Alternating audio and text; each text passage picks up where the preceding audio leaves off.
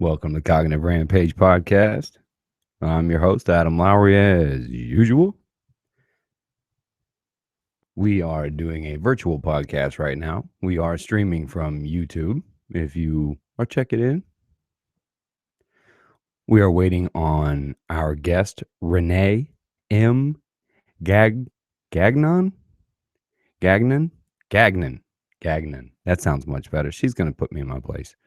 But Renee M Gagnon is the CEO of Cannabis Century Incorporated in Canada, the founder and former CEO of Canada's first 5 commercial marijuana licenses. She's an inventor, proud supporter of Women Grow, one of the first women to get one of the licenses to grow cannabis in Canada, I believe, and a lengthy resume in that field. Basically a consultant to all things grow marijuana, from operation systems to sales to middle transportation, delivery, processing, everything, you name it, all things cannabis. Renee is that. So we are going to learn, as we normally do. I'm going to take a long adventure down the road of learning of cannabis to see where it's at. You know, it's not every state yet in the United States. I believe I read here that she only works or consults with companies within the United States, not Canada. So see why and what that's about. See, I can read a little summary for. It would be in her person. Let's see. Calls herself a serial startup founder, a skilled at survival, stress, and team building. Let's see. To find, retain, and employ some of the best people in the sector. And the one thing that I wasn't going to touch on much, but Renee is transgender. So let's see. She writes that I am both the first transgender publicly traded marijuana company CEO and the first female one. So let's check. I use this insight to create a diverse workforce with strong female leadership across the organization.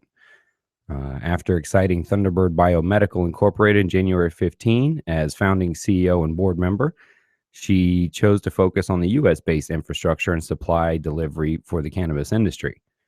Let's see, that's speaking to the founder and CEO of Thunderbird Medical Incorporated. That is where she created the 5th licensed federally sanctioned medical marijuana companies in Canada. Built a core team, created executive business plan, $3.7 million in funding, and took the company public with a $25 million valuation and IPO. Founder. Definitely a serial startup founder. Financial services, Dirt Media Corporation, Cuban cigar retailer. Man, deep. I like it. And then into this new venture. I'd like to see why deciding to take that turn. I've been in the business a long time now. Renee was just speaking at, excuse me. We were scheduled to actually record this podcast last week, man. But we had to move it to this week because she was speaking in Denver at the Women's Grow Summit. So we had to move it to this week. Let's see. I got a background from her associate and partner, Gil Poland, who has been communicating with us. He's a nice guy, but let's see. He emailed a little background on Renee. Back in 2013, Renee was able to secure an R&D license from the Canadian government, which we then used to help apply for an MMPR license. MMPR is a marijuana for medical purposes regulation and is the legal medical cannabis program there in Canada. Her company, Thunderbird Biomedical, was granted federal license number 5. She then took the company public on the TSX with a $25 million valuation IPO, which I just read. Yeah, she's a strong voice for the female gender. Her latest venture, Cannabis Century, is poised to achieve all that and much more. I'm looking forward to hear about CC, as it's referred to, Cannabis Century, as she may use that same dialogue when she joins in. But yeah, it happens. Definitely people, when we're waiting on the virtual one. Sometimes it can be a pain in the butt, but it happens, as you know, if you watch or watch the YouTube videos. We're trying to clean them up some now. I usually don't edit the YouTube videos, Steve. I don't bother with that. But the beginning intros we're trying to, just because sometimes they can be long when somebody's trying to sign on. Mm.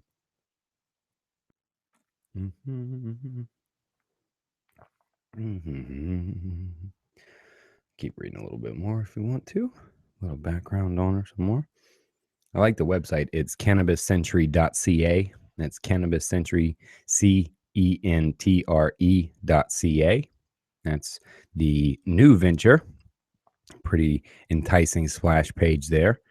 You can look Renee up on Twitter as well at Renee M Gagnon. Gagnon, RENEE M initial GAGNON. That's at for Twitter. And LinkedIn is the same as the name. You can find that as well. Let's see. Specialties.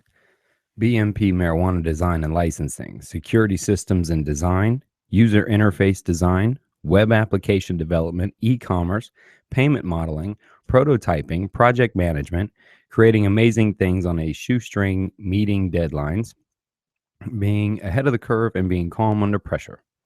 So this is your marijuana consultant, all things right here.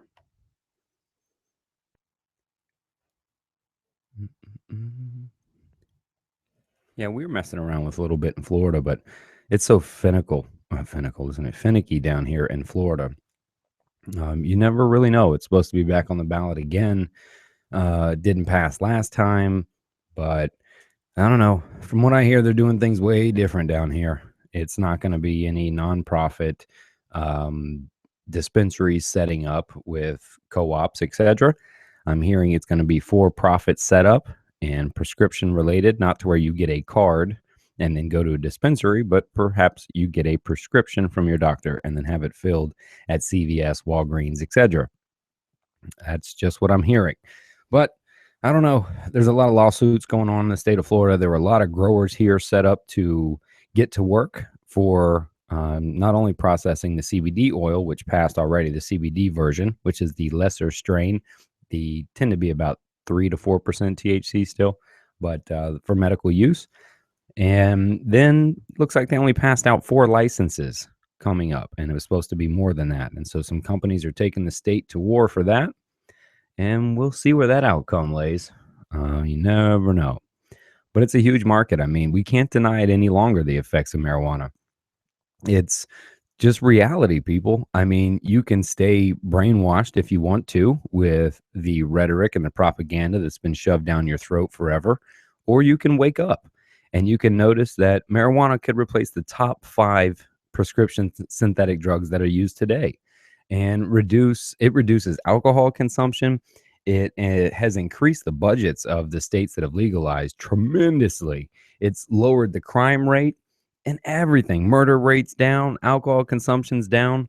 I mean, it's wonderful. I mean, and from another perspective, in mental health, I think this avenue has not been touched enough.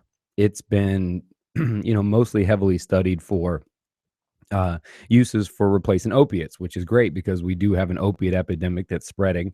But there's been some awareness brought to that attention with, documentaries like Prescription Thug and Prescription Thugs by Chris Bell. He was on the show just before that documentary came out, and it went all over. He's killing it, and that awareness is what I think has helped bring that change. But cannabis can replace a lot of those psych meds as well. For alcoholics, I've seen people that have just switched and don't drink anymore. I have heard tales of bipolar, how it levels bipolar people out and keeps consistent without heavy cycling. I have read studies and seen research about it replacing ADHD medications like Adderall and Vyvanse. But all sorts of things. It goes on and on and on. What it can be used for: pain regulation, which is not very heavy, not for heavy pain regulation, but still focus, attention. I mean, heck, there's all kinds of reports that it cures, prevents all kinds of cancer causing or cancer prevention agents. I mean, it's a wonder plant, really. I mean, that's not even talking about all the things we can do with hemp. I mean, by besides replacing cotton, saving our lands, reducing agriculture, and making everything out of it. But look it up. That competence is out there. You know, there are those much more educated than I on this topic and all the things that it can do. You know, a lot of what you hear from me is parroting from research that I find. So when I have someone like Renee on, I try to get more competent, ask more questions about what it's like on a more North American scale, perhaps even a global scale. I can get some information here too. But uh, if you're stuck in those ways of what you think it is, whether you think it's a gateway drug or any other rhetoric propaganda that's been falsely sold for so long, I'd urge you, please do the research. Please do the wake up part. I mean, you really got to look at it. We can't be biased in our choices because perhaps you or someone you know has had bad experiences with it and you blame the cannabis rather than, you know, what the person was going through, the situation. You know, so bad experiences on your personal level shouldn't affect the access to those that it truly helps. And there's a lot of people out there that need that kind of help. They really do. And whether it's maintenance or to get by or prevention, it doesn't matter, you know. And we live in a free world. So, I mean, I'm for legalization of everything personally. I mean, if you choose to do something, you choose to do it and suffer those consequences accordingly. But I mean, we have one side screams freedom and let us go and pull yourself up by your bootstraps, but only so far, right? You can't choose everything you want to. We got to regulate that too. But I mean, psychedelics even goes into that as well. You know, I'm a fan of the psychedelic research, have been for years now. I've been posting on Twitter for a long time that I think microdosing of psychedelics will replace antidepressants and by 2025. And I believe that. There's been some amazing research with psychedelics on PTSD, alcoholism, and iboga, all kinds of things, you know. And there's a new plant that I heard that's come out. And let me pull the name up of this thing. It is Cranton. Cranton is pretty wild. It has some healing properties to it, a pain remedy, perhaps, and some research has been showing that it may actually treat some people with addiction to pain pills with the opiate addiction. So not only are we seeing cannabis do that, but this Creighton plant may be doing the same. So uh, it's amazing, you know, just what exists in nature. You know, we don't always have to perfect everything or make it better. Sometimes it's just there for us. And if we can find a way to utilize what's available for us, we can do amazing things, you know? Mm. Let's check on our guest here.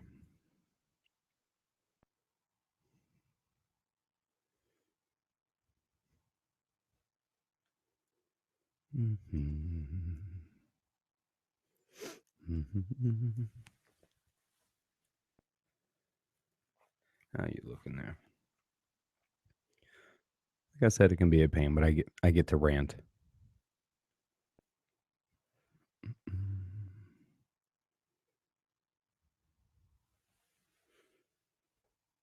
If you're joining us live, apologize for the delay, but don't worry, you should be used to it by now. Mhm.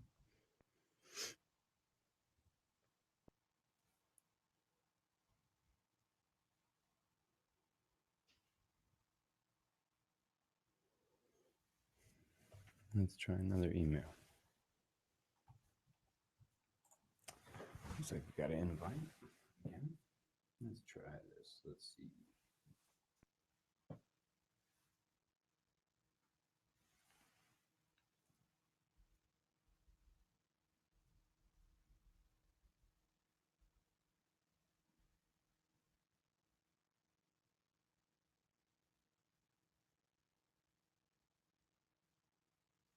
Let's see. All right. We can try this again. We'll try an invite.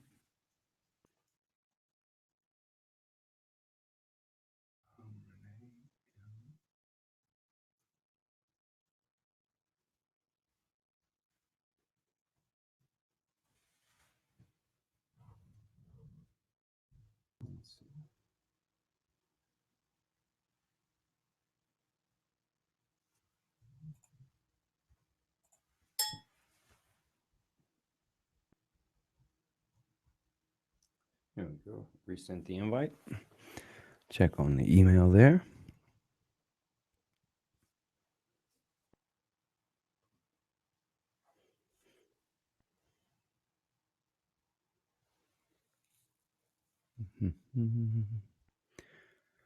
If the sun comes out tomorrow.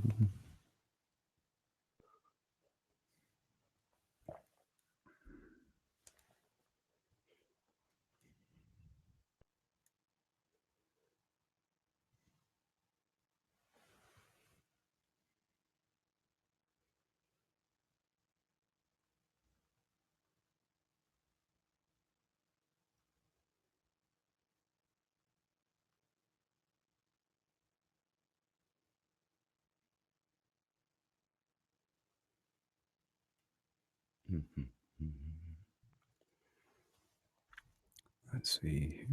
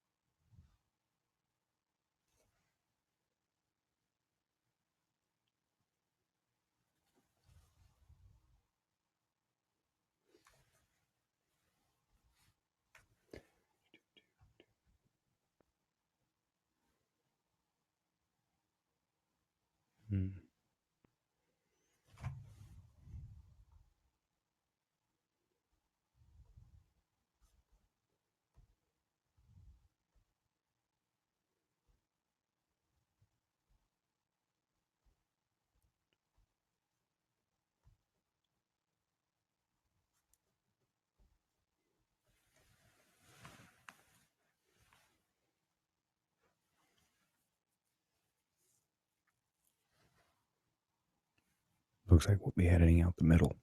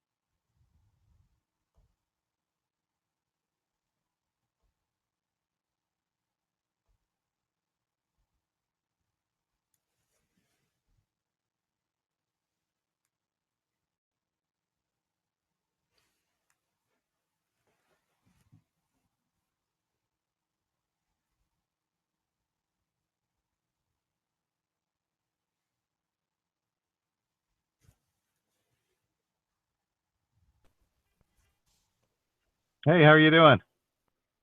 Nah, you got it. All right. Yeah, I love this technology stuff, I think. It happens, man. It definitely happens, but we're used to it by now, man. We sign in, so many virtual guests a month that it's just a process. And what I say it every time, so forgive me for those that are watching. When I do virtual, it gives me a chance to give a rather long intro.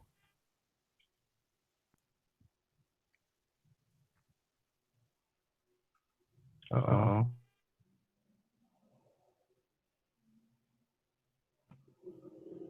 Have I lost you?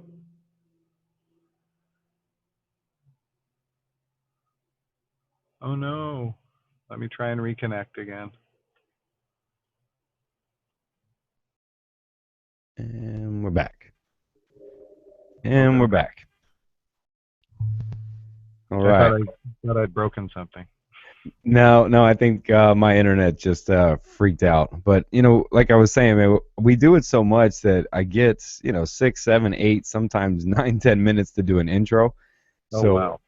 yeah, and I like it. I get to freestyle, and so I got a lot of your info pulled up. So we can just assume that the resume has been gone through. Oh, okay. Sounds good. Where would you like to start then? Well, I noticed the background. I love the serial entrepreneur. That's noticeable as a founder of everything. What was the first business that you started? Or maybe if you want to go farther back than that, what got you Yeah. into entrepreneur and what was the plan? I don't know. You started. Yeah. Well, it was, I don't know, I had a really early bug, an urge to sell stuff, and infamously one day I got it into my head that there was a telethon for Jerry's kids and they needed money. So my solution was to set up a card table up on the sidewalk and take household items out there and try to sell them to passersby. And I think I was about 8 years old, and I kind of really liked that whole selling stuff and making money part, and it kind of took hold. So I started working in flower shop when I was about 10 or 11, and then I hung out at other people's stores. I always found stores cool. And at one point, for some reason, I wound up with an antique cash register in my bedroom. And other people would play other stuff. I would have a cash register and have a store. It was really weird, actually. Um, but all along, I've always sort of been, I started off sort of on the inventing side of things. And what's sort of interesting was when I was in grade 9, which was 1980, so forgive me, I'm old. It was the year that our school got a computer club with an Apple II in it. And there were 5 kids in the computer club because that's how many nerds there were in the school at the time. And out of the 5, 4 started software companies during the internet era. Oh, So that was pretty interesting statistics about it. And so just before the internet took off, I actually was one of the first online cigar retailers on earth. We had a little itty bitty cigar shop, and I had a bunch of Microsoft execs that suddenly discovered we had Cubans. So we would ship them Cubans. They would give us cash. Again, I like this business model. And they called me one day and said, oh, there's this thing called the internet, and we're thinking about getting in on it. Would you like this thing called a web page? And we said, sure. So all of a sudden, we were selling Cuban cigars mail order to the States. And within a couple of years, my client list were Schwarzenegger and Michael Douglas. And later on, I found out that Richard Cheney was Dick Cheney. Wow. Yeah, anyways, that was an interesting industry. So there's a lot of parallels between the cigar boom in the 90s and cannabis, except at the time when I was selling cigars, they were clamping down on smoking. And I joked at the time that we'd be better off selling weed in our store. It would be way more popular. And it's true, they're called dispensaries nowadays. And yeah, they're really popular. And if you sell tobacco, it's like you're a merchant of death. Hang that outside your door. It's a wonderful industry. So that took a segue while I went into the internet era and had fun. And then yeah, that just sort of ended. And right around the same time that the Canadian government was looking for people to commercialize. so man, what a transition! I've never heard anybody make any comparison to the cigar business in the 90s to marijuana now. I mean, when you see it now, you know what? Everybody wants the connection for the best grown stuff, and Yeah, this is just Cubans 3.0, right? yeah.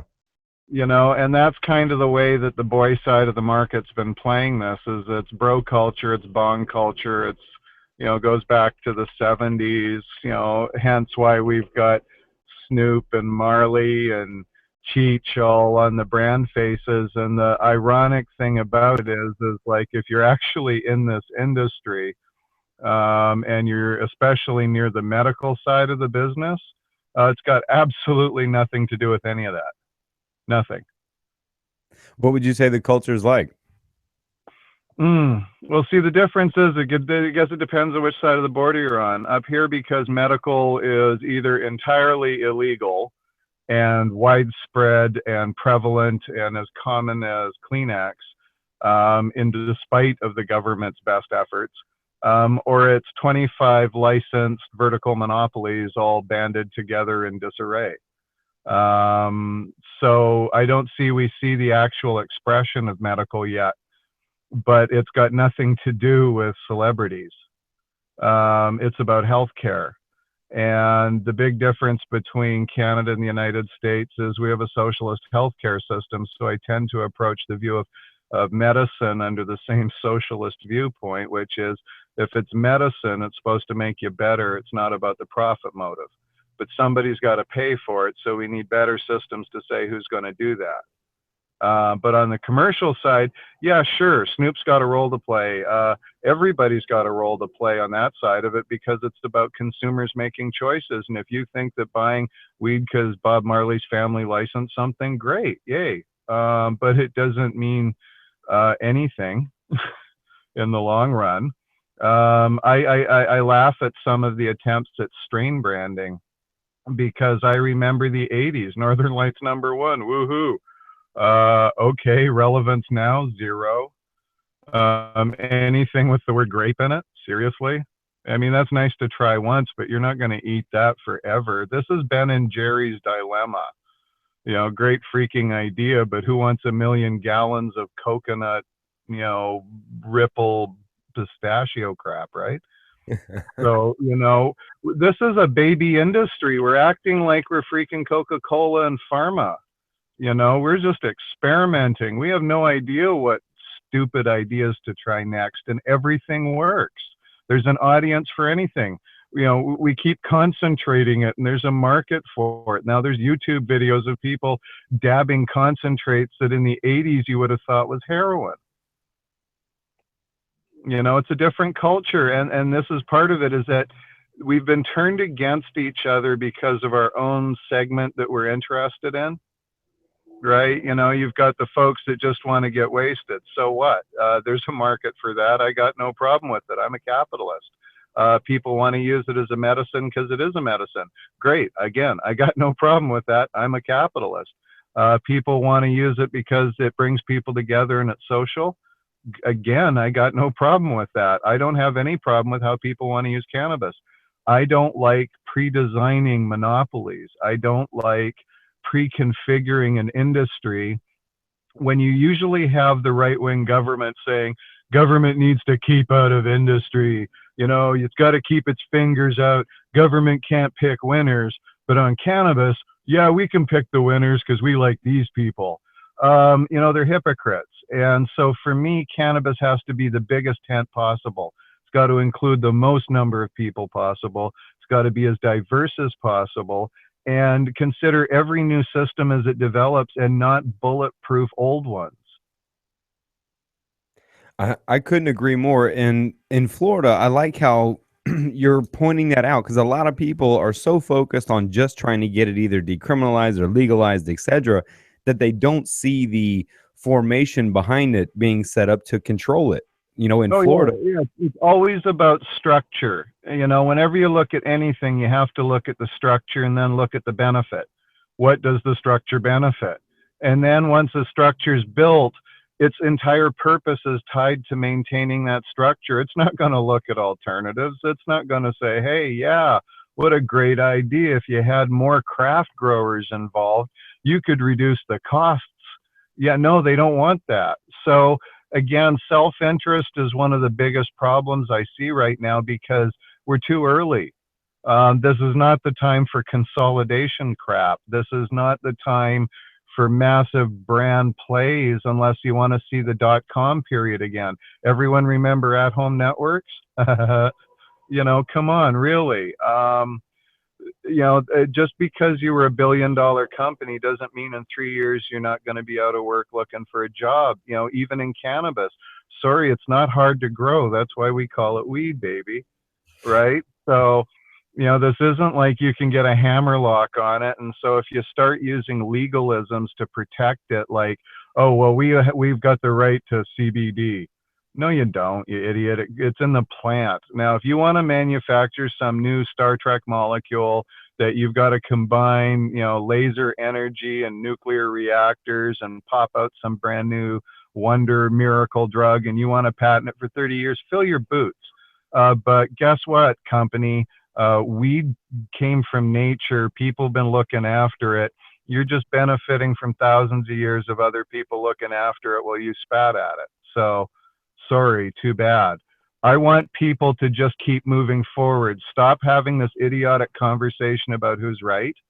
Okay? Just keep doing what you're doing. Double down more. We need more dispensaries, more growers. Stop asking permission. Just set them up. Has anyone noticed they can't stop us? So let's just keep doing more. We'll keep yapping as we go. Talk while we walk. Talk while we walk. All this stopping is just making my teeth ache. Oh, man, so much to respond there. You'd think we learned something from the food industry. I mean, we did that with food, right? Yep. We consolidated it all to the very few companies that make it, and now they printing press poison for the most part. And here we go trying to resort back to an organic green lifestyle for health. You think, I mean, this should be like the marijuana renaissance. Yeah, but I mean, the problem is, again, this comes down to money, but it's because that the first money to strike is always the evil money, right? Yeah, those are the ones that, they hedge. They pay for the prison corporations, but they got money waiting to pay for weed when it becomes legal. The money doesn't have a conscience, and people need to just get over expecting it to. Part of our outrage is when corporations act badly because we think they're people, but they're not. They're a machine that was legally constructed to do one thing: make investors a return on their investment. And it doesn't matter what a CEO says they want to do: heal the planet, feed the sick, the starving. The reality of it is corporate law says, yeah, no. If there's money to be made, it's coming back to all the different percentages. And there doesn't have to be a social contract. There doesn't have to be acknowledgement of environmental overburden. They don't have to look at externalities in their pricings. They can socialize cleaning up a coal mine, but damn well if you privatize that it was state land in the first place, right? Mm-hmm. So I look at cannabis as that none of that matters. You can try to control it. They've had for 50 years. Think you can regulate it? Oh, I'm sorry, you couldn't criminalize it, you morons. You can't prevent someone from growing it and selling it. That's been the moral of the story. So wouldn't it be easier if we just handed over licenses to people? Let them grow it, let them sell it, let them pay taxes. Everybody wants to be in this industry. Why are we keeping them out? It's ridiculous. Yeah, I mean, in the weed renaissance right now is when amazing things get discovered and it sparks new markets. And I love it because when you mentioned, there's no strain branding, and you see that sometimes people trying to be, the weed king or all this other stuff. And I mean, it's cute and it's very P.T. Barnum, but it's pretty idiotic and short term. There's no major brand that's ever succeeded by playing the clown. You look at that organized. So basically, what's a dispensary? It can't ever be a freaking brand of weed. Time moves on, weed changes. So a dispensary has to be a service. Starbucks isn't coffee. It's convenient, quick service, consistent, everything you can want with whipped cream on it, service. The product is incidental to what they're providing you. And so, I think there's a lot of growing up in the weed industry business-wise that has to happen. And I think there's also a lot of gender farming that needs to happen, i.e. more women being involved in this discussion and not crowded out of it. Yeah, you mentioned the boys game earlier with the Cuban cigars and the good old boys system, if you will, and then it's the same people. I mean, I sat around the Council of 13 way back, just the original license holders in Canada, And it felt like, you know, being at a cigar dinner back in the 90s. It was not representative of the industry I know or you would know. It doesn't represent any of the consumers we know or the patients we know. So how is that industry ever going to serve it? You know, Richard Branson didn't create his empire saying, I want to build an airline. You know, he started doing other shit based on his passion and grew it outwards. And then when he got to airlines, he says, I want to make these airlines the way I do my other businesses. He didn't invent planes, you know? So there's I think, some amazing people that just aren't being heard because we like the jokers. You know, we like controversy. We still have this very teenage male obsession with stoner movies. And I get it. I love Seth. Believe me, Mr. Rogan, homeboy, you know, love the man. But that's part of the reason why farmers in fucking Iowa vote against this. It's part of the reason why Ted Cruz can stand on a platform and mouth off idiocies. But if you say, hey, Ted, you got a mom? Yeah. Does she have diabetes?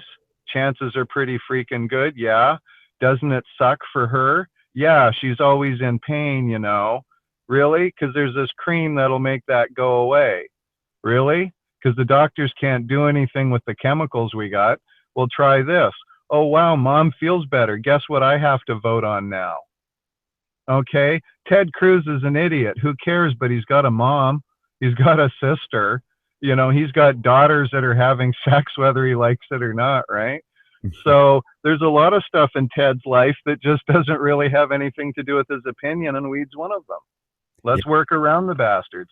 Yeah, he's scary, man. You know, and part of the problem in the States is what we have is this reactive based medicine approach. And like you said, business is set up for profit. And so insurance controls the medical, and insurance is a profit based company. So controlling your health care, therefore, is a corporate based bottom line of profit. Well, yeah, but I mean, the U.S. system is kind of a unique kind of tumor on the concept of healthcare, right? No one else in the world has done it the way you did, and you guys are proud of that fact. Yeah, everyone else is a socialist construct, but not us. Not us. No, baby. We're capitalist all the way. Yeah, not so much for, you know, 70% of y'all. For the 30 top percent, if you've got the bucks, yeah, the U.S. is the best damn country in the world for healthcare. You know, the next time I need something major, like a brand new cloned liver out of a sheep's eyeball or something, I'm going to the Mayo, baby. We ain't got that stuff in Canada. You know, here I got to get in line with every other schmuck because rich people don't cut lines.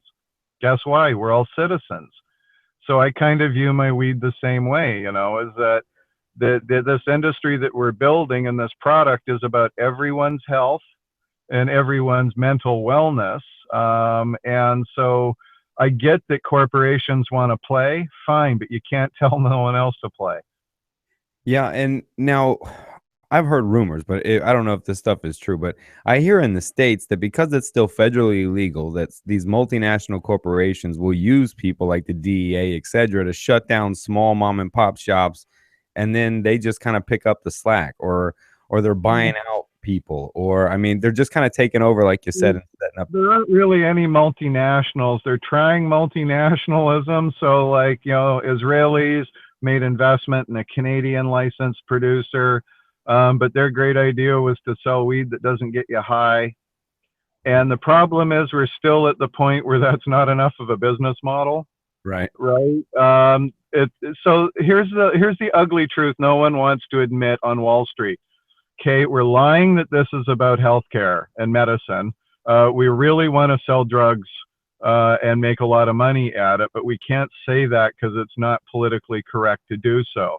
So we're going to obfuscate it. We're going to talk about pharma, and we're going to obfuscate it and talk about, you know, standards and, you know, a range of other things and whatnot. But really all it is waiting for recreational weed to become Bud and Miller. And the liquor guys, they're sitting back waiting. Hey, you know, we can get money in this somehow. We don't know how, but we've got money now. We'll wait. Who knows where big tobacco's sitting on the fence, but I have a big theory that they want nothing to do with this industry. When you're already chained to the tree in town square with a sign saying beat me with a stick, I don't think you want more body mass for them to hit with a stick. Right? You really don't think, like, say, Philip Morris or somebody will try to press marijuana cigarettes?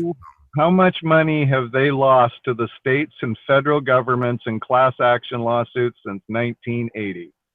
Do you think that they, whatever they're left with at the moment, you think the government's not going to say, great, you got another source of revenue, we're taking the rest? Are you kidding me? This is a case of where they could get into this. They're not into a beating. They got beat. They got beat real good. They learned that when the government turns on you, it can really turn on you, especially when there's a religious war against smoking that the populace gets behind. You know, you don't have to worry about that in oil. Everyone has a car, so everyone's culpable, right?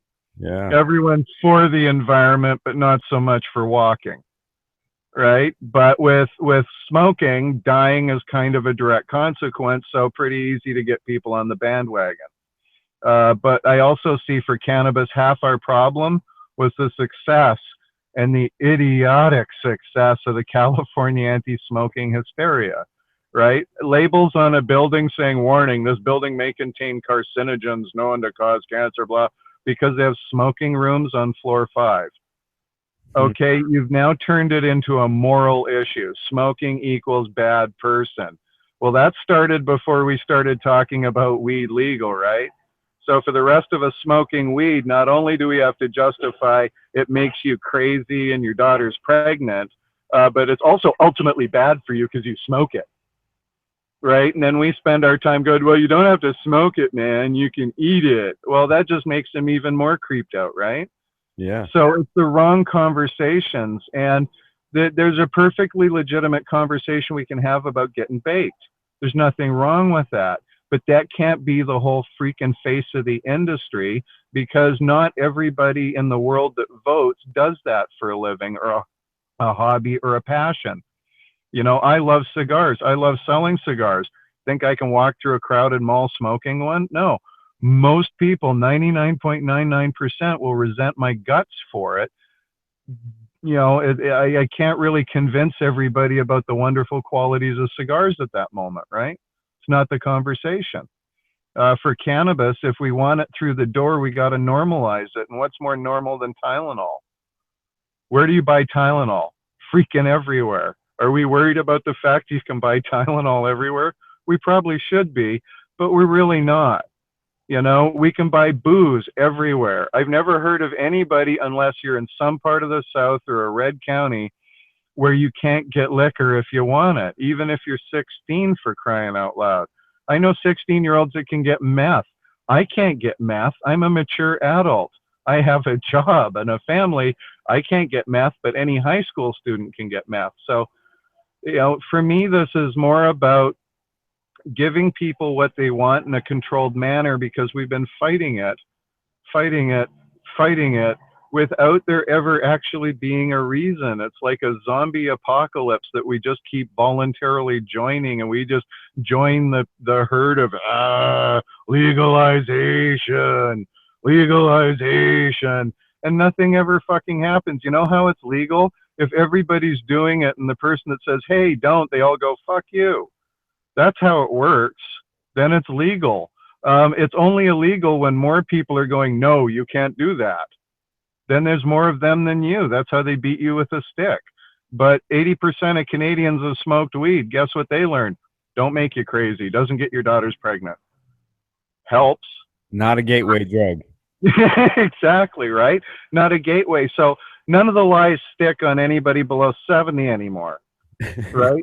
And so the reality of it is, you're just left with the fact that now you got a bunch of grumpy old boomers aging out that, quite frankly, are already on a cornucopia of statins and blood pressure, and, you know, joints are all destroyed because guess what? No, I want to go rock climbing, you know?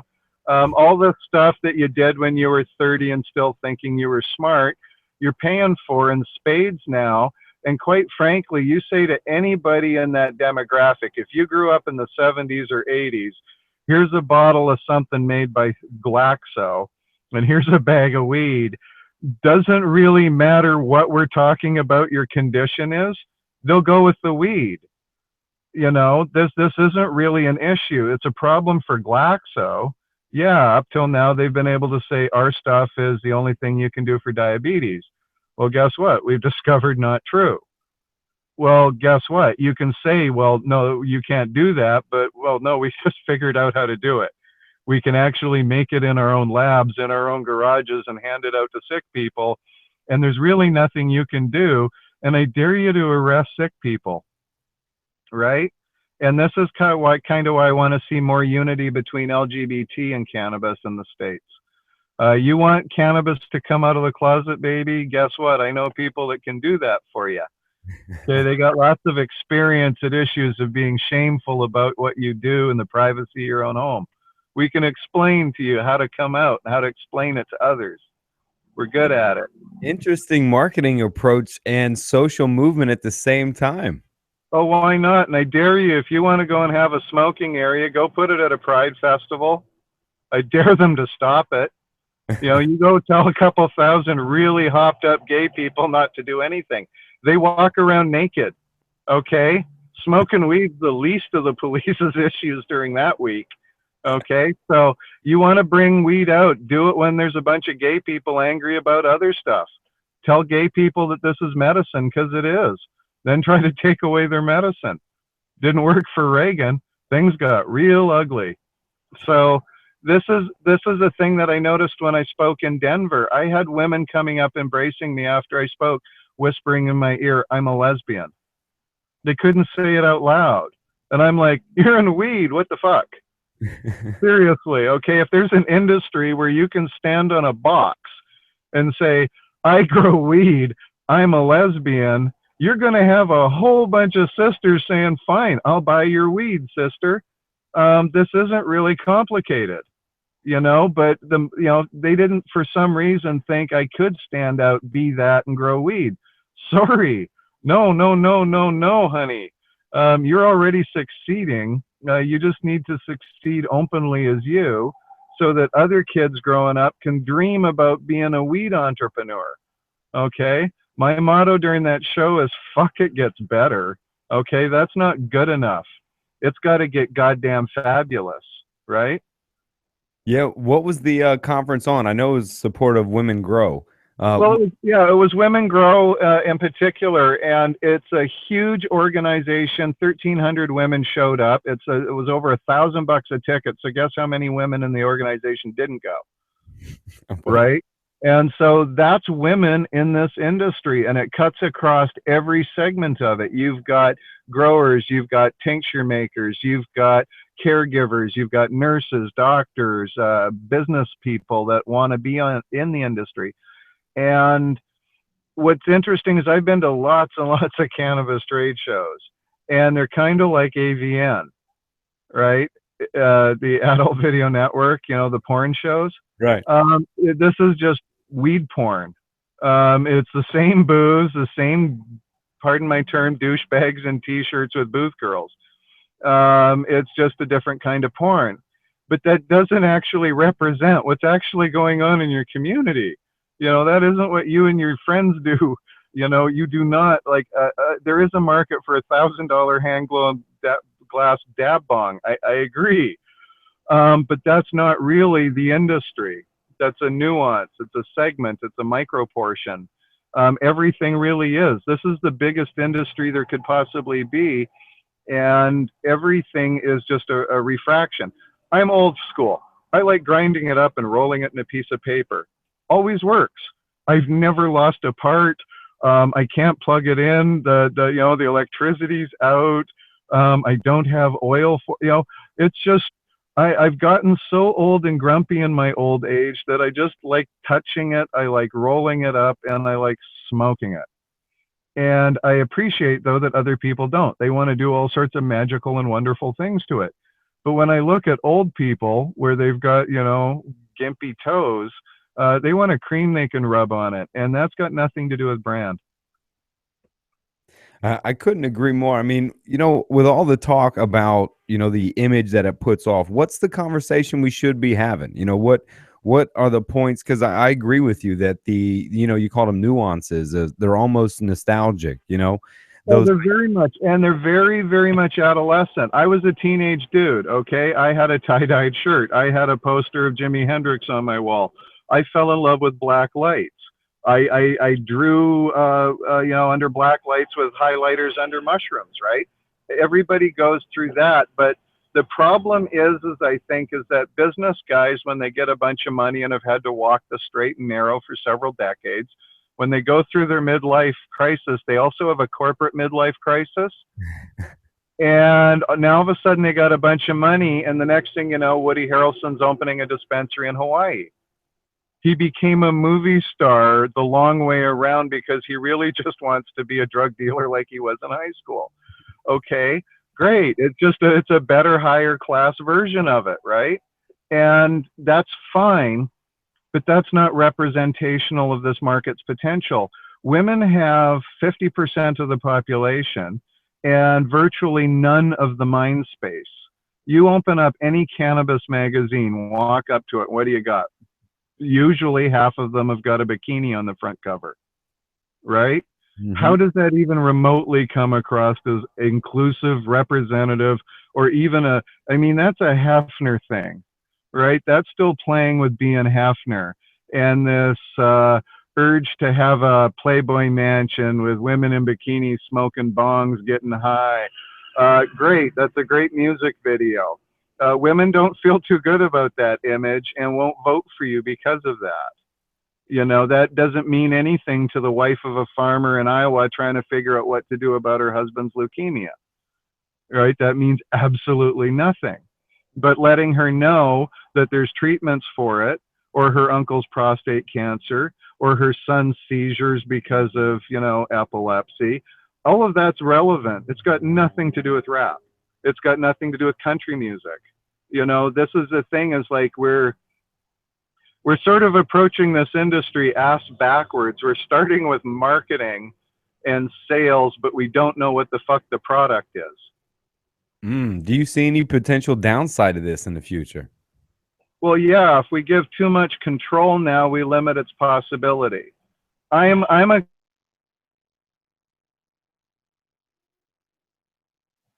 Hold up. I lost you there, Renee. Give me a second. Darwinian capitalist, okay? Hold on real quick. You there? Yep. Let me get you back real quick. Yep, I'm here. There you go. You were saying. I'm a Darwinian capitalist, okay? So I believe that you let 1,000 flowers bloom under the same condition in the same soil, but based on what the hell they do with themselves in the dark, some succeed better than others and go on to do better. But this pre-constructed gate system that we build is not Darwin. It is not capitalism. It's constructing a Soviet store system. These are licensed producers. Please come in. What do you have for sale? What do we have on shelf? Oh, that's only one shoe. Yes, we have left. Oh, okay, when do I get the right? Who knows? Okay, thanks. That's kind of what the system is. Even when I went to Colorado, compared to so when you look at the product on the street that you get from a guy who grows, and you compare it to what you find in a container in a dispensary in Colorado, they're not close. They've got no humidity in Colorado, and apparently never sold cigars in their state before, because the concept of dry cigars would never happen. A dry, bone-dry weed that rattles when you shake it, that's just the norm, baby. So again, if that's all you can get, it's gold. So again, local market conditions, what you get, how they make you package it, determines what comes out of the end product. When it's bone dry, the terpenes are gone. There's a whole range of things that, are sort of done. We don't even know how to package this shit yet, but we're running naked down the street yelling, "Woo, buy my weed." Yeah, okay, cool. So we're stuck in this 1,001 one-off Starbucks, everybody inventing roasting coffee. and inventing all their own unique coffee drinks. And every time you walk into a coffee shop, you have to start over on the basic concept of coffee. What do you have? Oh, we have all this. What is that? Well, it's this. I don't know what that is, but okay, what's that? Oh, it's this. Have you ever tried dabbing? What's dabbing? Well, you need $1,000 worth of equipment and a blowtorch. What? Okay, I have chemo. Yeah, no, I wasn't thinking of picking up freebasing as I went. Okay. So again, it's just, I love that we're at this infancy, but we take ourselves with this Che Guevara-esque seriousness, you know, that it's a life and death knife fight over who's right, when really none of us have a freaking clue. You know, this is brand spanking new. It used to be this shit grew everywhere. You used it if you needed it. No one really thought about it, right? No one really gave a rat. And then for 100 years, we've been bashing our faces in, throwing people in jail, shooting people, building helicopter fleets and drones and just going nuts. And, you know, if we just threw a bunch of seeds all over the place, it would just grow. It doesn't really care what we do. It'll be here. So I'm just saying, let's declare truce. Okay, we've been yapping about this drug war. We're the other half of the equation. Okay, so a truce is a truce. The drug war is over. It's over on our side too. No more pointing fingers at each other saying, oh, you're a capitalist. I just want to grow medicine for people because the earth sprouts it from her womb. Fine, I believe that. You should be allowed to do that. But if you commercialize that, grow it up and call yourself Earth Mother Incorporated, but don't want to pay taxes, screw you. Okay, you know, you want to be a hippie and give it, be a hippie and give it, hon. We won't send you to jail. But the moment you get that capitalist twinkle in your eye, you're part of the club. You got to get a license. You got to walk with Jesus like the rest of us. That's the rule. And the excitement that would be open to so much of that. I mean, I love that notion. You got me smiling over here. I'm like, I'm cheesing ear to ear with that thought of going, I mean, it sounds almost libertarian to a point with that notion. Look, grow what you want to, but listen, we've put $1 million into what we do. So look, we're going to kick your ass in the store, but if you want to grow your local, do it. I mean, that's the free market. Exactly. That was the way capitalism was meant to start. That was what Adam Smith saw when he wrote those books. He did not foresee Omnicorp International. He did not see Wall Street. That did not exist when Adam Smith wrote it. He was dealing with the state of the industry as we see dispensaries now. Merchants, cooperatives forming. He saw that, and the thing he warned against was the government trying to prevent that, to regulate it, to prevent it from its natural course of evolution. We've got a 2,000 demand and a supply of 1. What are we fighting over again? None of us can grow enough to ever be sitting on a pile of marijuana. Even if we had a pile of marijuana we couldn't sell, we'd still smoke it. So who's the loser in that scenario, right? It's not like you're having to raise cows for slaughter at an altar somewhere. You know, this is about growing weed. It's the happiest thing in the world. And I keep coming back to the Joker's thing of why so glum? You know, and everybody's glum, and it's because we're stuck in this talking rut. Screw it. You want to grow weed? Go grow weed. You want to sell it to people? Go put it in a dispensary. Guess what? Nobody's going to jail anymore. It doesn't seem to be happening. And if you can convince everybody in your town that it's a good idea, convince the mayor that they're going to make money off it, and they tell their sheriff not to play nice, guess what? You just took your town. Enough towns happen, you take a state. Invite more people into capitalism. You figure out how to get Houston oil boys 20 to 50 to invest in weed. War's over. War's over.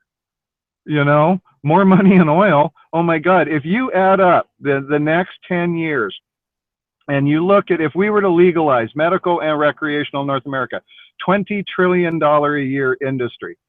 Okay, that's bigger than healthcare, defense, and oil and gas combined. So again, what's the problem? I don't see a problem. There is no problem. You know what the problem is? They're used to sitting on top of the pyramid, right? The big troika sitting on top, looking down on everybody. Guess what? No. Weed is the first truly socialist capitalist thing that's ever managed to plop into our lap. It's socialist because no one owns it. Everyone can do it. It's capitalist because other people are lazy bastards and want you to do it for them. So what's wrong with that? That means everyone can play. This is the harmony. This is the singularity everyone was freaking out about. It wasn't computers. So everyone suddenly going, oh shit, we can make money and get high and make people feel better and it doesn't kill you. What the fuck we fighting about?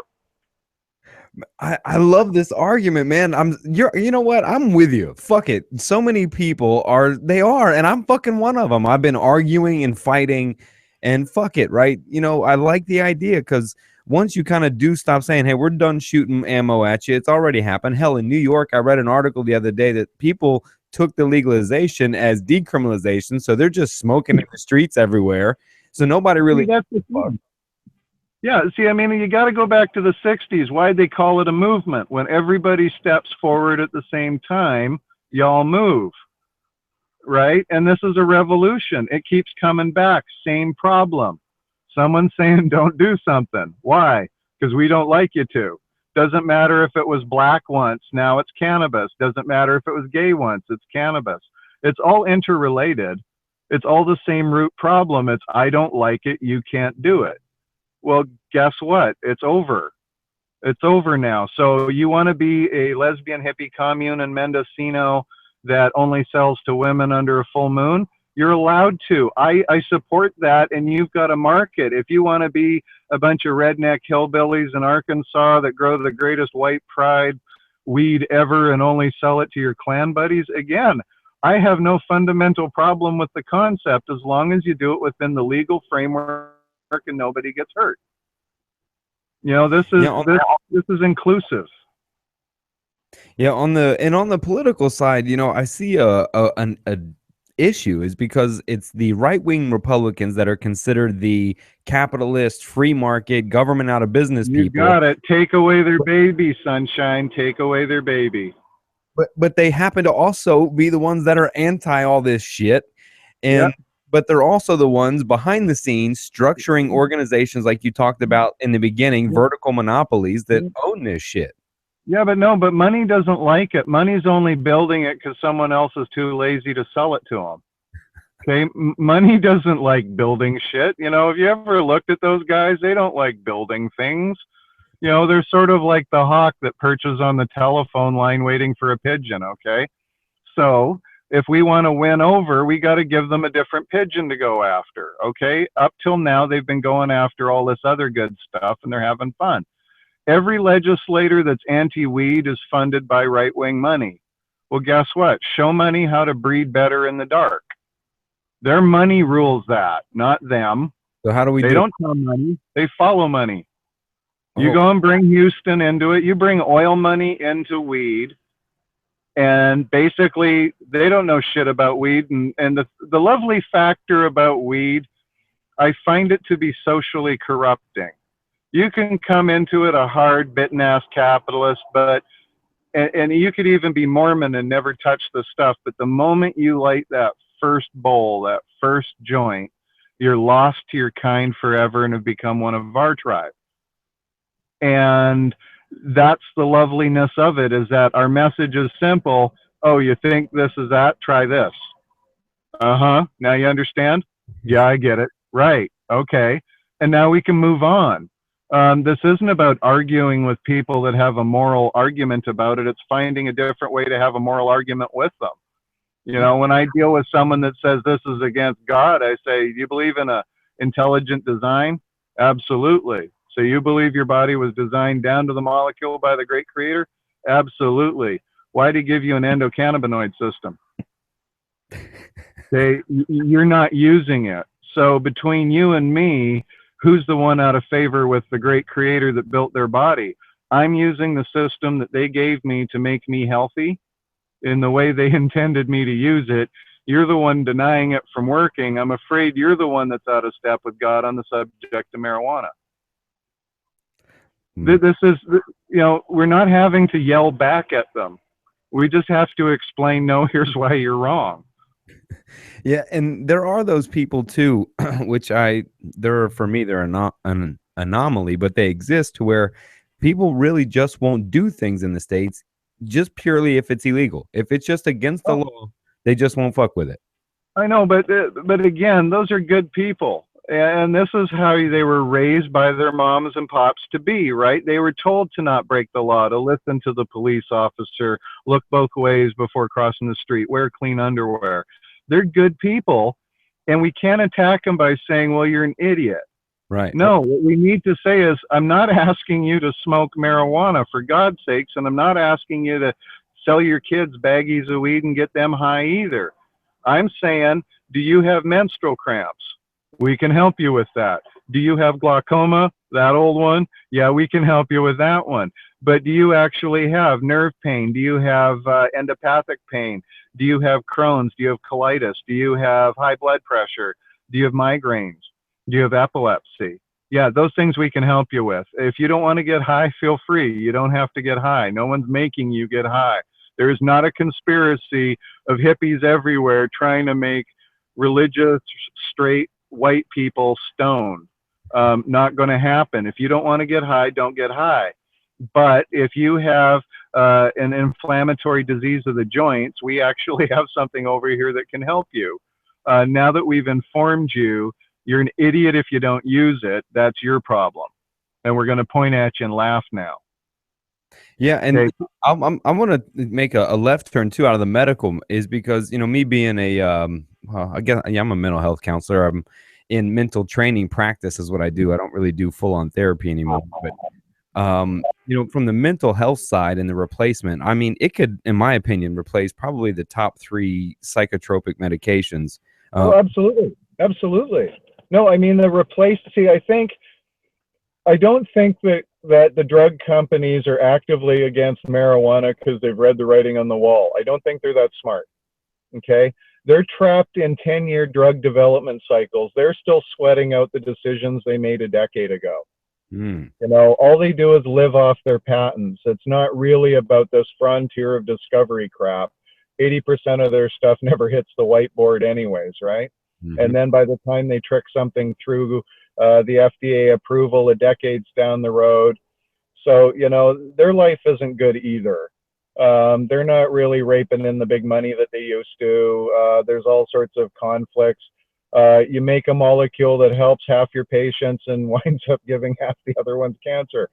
Wow, okay, it's not really a great business model. And you have to, honestly believe that most people aren't truly evil. And so, everybody in this industry, you brought up insurance, right? Everybody misunderstands what insurance is. I used to be an insurance broker among my many lives. And the fundamental thing about insurance is they want to collect premiums and never pay out. Okay, that's their business model. It's got nothing to do with anything else you're talking about. That's their fundamental core business model. Collect premiums, never pay out. So they only like long, sure bets. So the less you do, the likely them to have to pay you out while milking you for as many premiums as they can, the better. That's why they invented actuarial tables. They can look at your lifestyle, what you do to yourself, and come up with a pretty good mathematical prediction of how much money they're going to make off before they have to pay out your life benefit, or the medical benefit, or the whatever. Yep. And so the conversation that nobody's been having with the insurance companies is, okay, let's screw your life insurance. Let's not even talk about it because that just makes my teeth ache. Let's talk about medical health care coverage. Right now, you're an insurance plan. So what was your business model? You want to collect money but never pay it out. So wouldn't it be better if you had people that when they got sick got healthier quicker? Yeah. Okay. And what if when they got sick, what you gave them didn't make them actually worse and cause a cascade of problems that caused you progressively more and more money as an insurance company, when all of a sudden you're dealing with alcohol and drug addiction for a broken shoulder that happened 5 years earlier because they were prescribed Oxy, right? So if you can take to the insurance company and say, hey, look, someone who uses cannabis is less likely to reach for Oxy in the first place, problem solved. If someone is given the choice between cannabis and Oxy, unless they're a hillbilly looking for a fix, you'll probably go with cannabis. if you actually told somebody what Oxy was, rather than just making it a nice clean prescription and take it home, you'll feel better, no one would take it. If you told them that there's an 80% chance you're going to become addicted to it and then possibly become a heroin user within 5 years, most people probably wouldn't take it for the broken shoulder. You'd suck it up, right?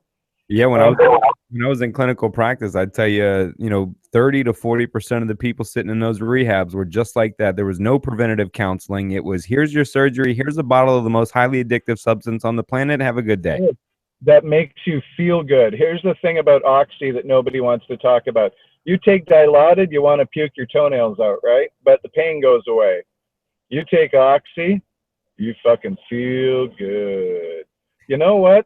There should be an unwritten rule in pharmacy that says anything that's designed to treat pain can't feel good. It's got to block the pain, but it can't feel good. Because the combination of stopping pain and making you feel good after you've been agony, I think that's the addiction curve. Yeah. I think it's going from the basement to the top of the skyscraper, not from ground level. Not earning that back in a slow process. That's true. And then your pain receptors just die over time anyway. So it becomes progressively more than your liver, your kidneys, and good God. Absolutely. Yeah. So with the insurance companies, the message we need to say, cannabis lets you keep more money. Dude, you are so fucking direct. This is the conversation. I'm with you. This is the conversation people should be having, not this fucking war argument. Because if you looked at insurance companies, I can see the CEO of Allstate or Colonial Life Supplemental going, wait a minute, these motherfuckers are onto something. And not to mention that its studies are showing it's preventative in cancer. Exactly. Yeah, we're not starting the conversation with, hey, assholes, we want to tell you something. And you're going to listen because we're hippies. Yeah, never worked, never will work. Insurance is the single most conservative by legal definition industry on earth. Mathematics. Legal definition. Their job is to minimize risk at all freaking costs. It's the nature of what insurance is.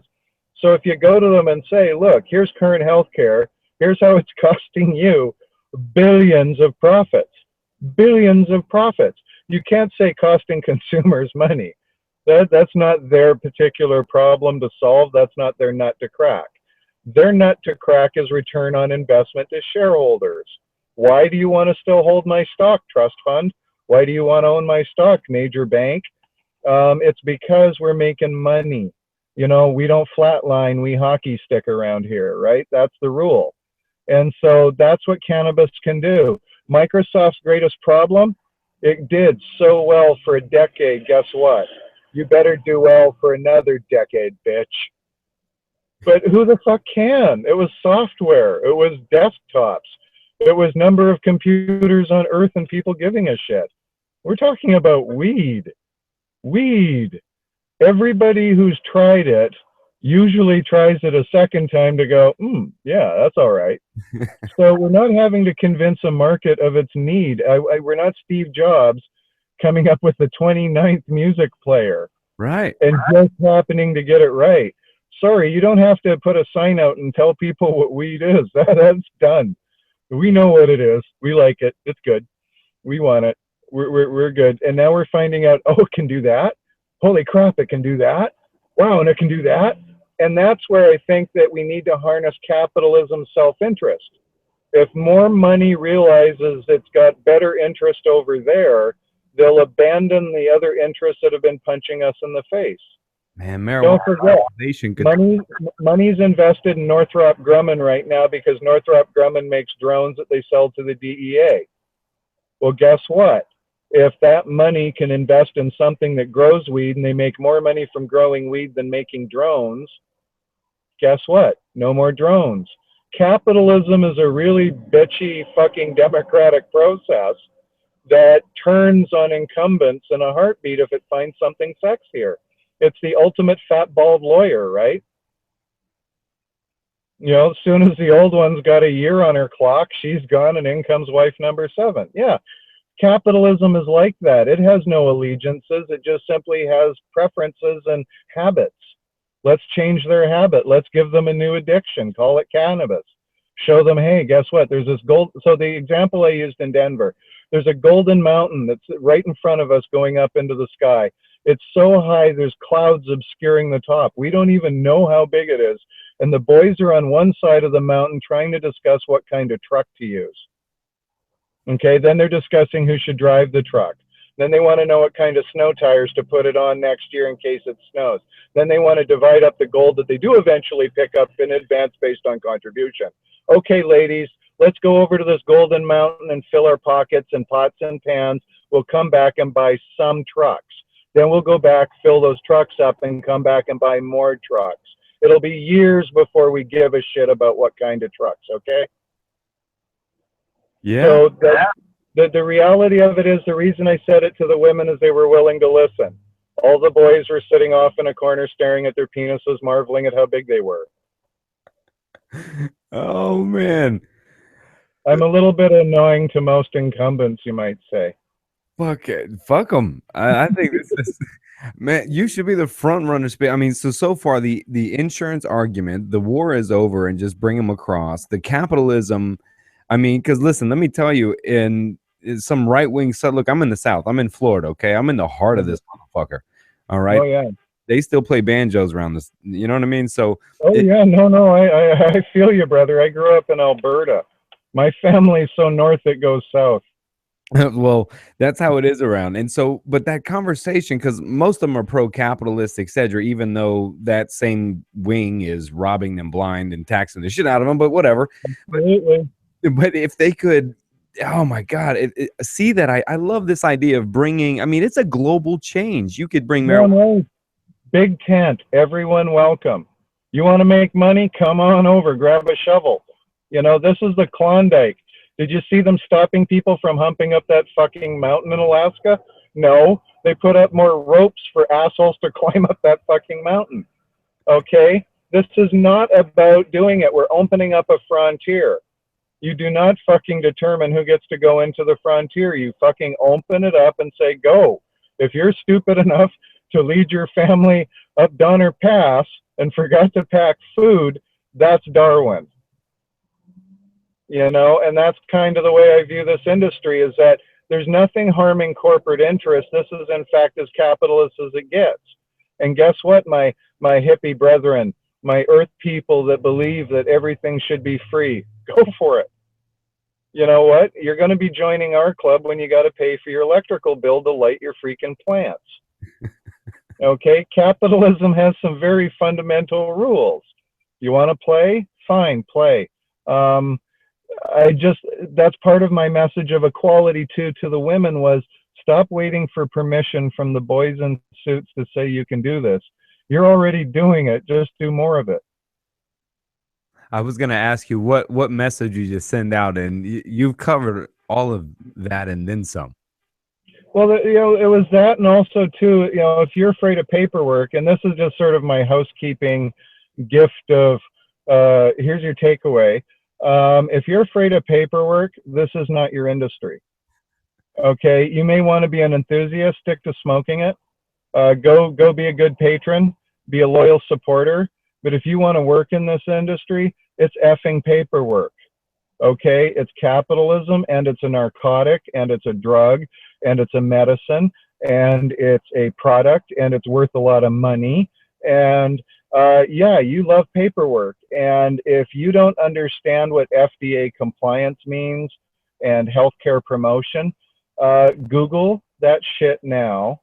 And start becoming an expert, because if you have a delusion of playing when you light up legal, they can just shoot you in the forehead, because your shit just doesn't make standards. Legal isn't just letting you out of the box. It's also letting you out of the box, putting a suit on you and beating you with a stick. So decide what kind of suit you want to wear when you come out of the box, and put some padding on so you don't feel the stick. That is the best advice to all of you out there that are thinking of entering this business. It's not just plan it and they shall come, or build it and they will come. Mm-hmm. And I can't thank you enough, Renee, for doing this. Will you come on again and stay updated with us and keep giving me the competence?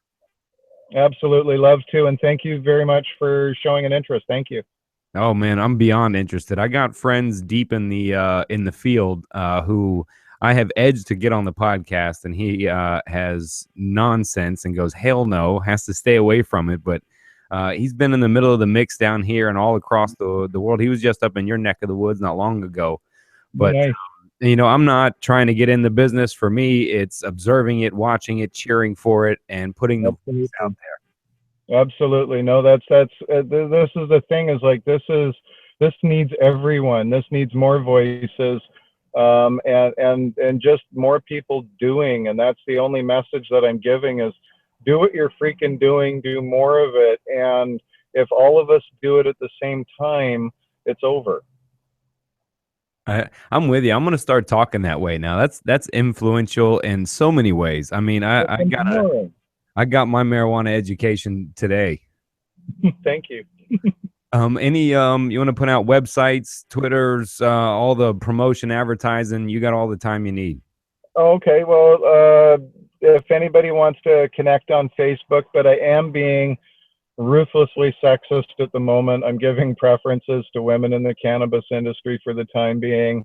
I know. Boys are okay, girls are needing a hand up. But I'm on Twitter, Renee M Gagnon, uh, Wait, LinkedIn. Please connect to me on don't LinkedIn. don't get upset because I have tried to pronounce your last name 4 fucking Oh, times. I've tagged you in oh, shows. I've dealt with it my whole life. So the last name is Gagnon, and it's pronounced Gagnon if you're French. Gagnon. But for everyone else, you can say Gagnon. Gagnon. Gone with the Wind, yo-yo. I got it. Gagnon. All right, Yeah. now I will say it right. No, that's fine. When I get married to my partner in a year or two, I get to change it to Jennings. And a lifetime of, how do you pronounce that, is over. Jennings. Jennings. I can call China and say Jennings, and they'll get the spelling 99% right. I'm so happy. Oh man. Any you want to put your new venture out there, your website, the new one you got going? Yeah, the new company is called cannabiscenter.ca, and it's spelled the real way you spell center, so CENTRE. And we're not live. We're not really announcing what we're up to. We will be in about 90 days. And it's basically the corporate expression of what we talked about today. I want to be the hub and help other people do this thing. And so our Hollywood pitch is real simple. We are iTunes for cannabis. Oh, I love it. Oh, I love that shit. I dig that. Oh man, iTunes for cannabis, man, taking over the world, Renee. I love it. Well, the thing is that when you got everybody agreeing that, this is a good thing to do, it's pretty easy to sort of move it along. I looked for a venture that helped everyone else succeed. And by doing that, I get to succeed. So I call that a win-win one. And if I can take my sisters along with me that have been so incredibly inclusive and welcoming of me, I think that's a win. And each one of those women that comes along doesn't really typically want to be a Fortune 500 company founder. They want to feed their family and look after their kids and maybe send them to college. And I think that's freaking noble. And that's more to do with capitalism than stock. Oh, I love it. Any love you want to shout out? Any hellos or give? Yeah, I want to, thank my partner Heather for being the best damn, future wife a girl could ask for, and my daughter has supported me through all of this. And I'm blessed for my family and my community. The LGBT community has saved me when I came out and gave me the support and everything that I needed. And in return, that's my job for the young ones coming up. I appreciate it, Renee. You're really changing the fight. Change my mind. Change how the hell I'm going to talk about it and the way I'm pitching it. Thank you. Go forth, be strong, keep doing what you're doing. We can do this. We are doing it, right? We are doing it. Absolutely. Thank you. Hey, you know what? In 90 days, when your cannabis center is ready to go, you want to promote it here? Come on, talk about it. Sure. Absolutely, would love to. Absolutely. Yeah, this and so you know the show's open for you, your colleagues, or whatever you're doing anytime.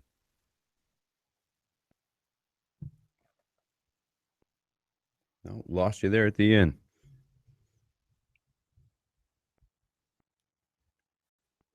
Yeah, lost you a little bit there, but I appreciate it, Renee. Mignon. I say mignon like filet mignon. Uh, I tried. I tried. But Renee, thank you for that podcast, the information. I mean, the insurance way to talk about it, the dialogue about the war is over and crossing over on both sides, I think was straight up important. The recognition of capitalism really is what we're screaming here. So, this ideal of right-wing side capitalists looking at this industry as hippie left-wing liberal Democrats got it wrong, and I think we're proving that. I think it's about stopping the big corporate infrastructure from owning it and taking over and allowing those, like Renee said, the frontier should be open. And I love that idea, is we open up the frontier for space for private industry. You want to build a rocket, go for it. I don't understand why we couldn't do that for marijuana. It's the marijuana renaissance, the weed renaissance. If you want to get in the game, go ahead. If you want to put millions into it, go ahead. The game should be open. I like that. Thank you very much for coming on. And I look forward to hearing more about the cannabis center that you're opening here in about 90 days.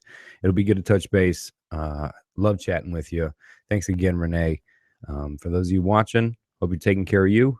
Hope you're living your cognitive rampage. Take care.